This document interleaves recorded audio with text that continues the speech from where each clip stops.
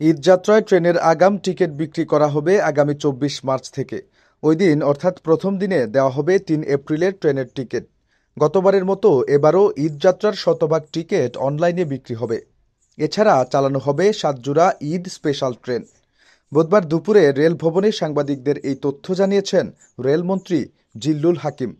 মন্ত্রী বলেন, ভিড় এড়াতে কমলাপুরের পরিবর্তে ঢাকার ক্যান্টনমেন্ট ও গাজীপুরের জয়দেবপুর রেল স্টেশন থেকে ছাড়বে উত্তরবঙ্গের ৩ থেকে ৪টি ট্রেন।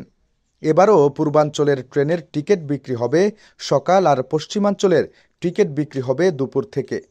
প্রতি বছর ৫ দিন আগ পর্যন্ত টিকিট দেওয়া হলেও এবার বিক্রি হবে ৭ দিনের। একজন সর্বোচ্চ 4টি টিকিট কিনতে পারবেন। বিক্রিত টিকিট ফেরত নেওয়া হবে না।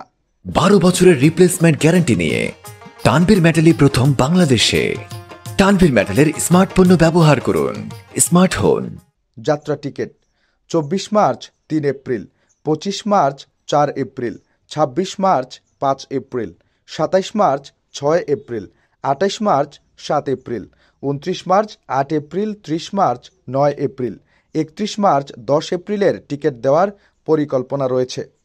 ফিরতি ticket ৩ April, ১৩ April, ৪ April, ১৪ April, ৫ April, ১৫ April, ৬ April, ১৬ April, ৭ April, ১৭ April, ৮ April, ১৮ April, ৯ April, ১৯ April এবং ১০ এপ্রিল, ২০ এপ্রিলের টিকিট দেওয়া হবে বলে জানিয়েছেন সংশ্লিষ্টরা।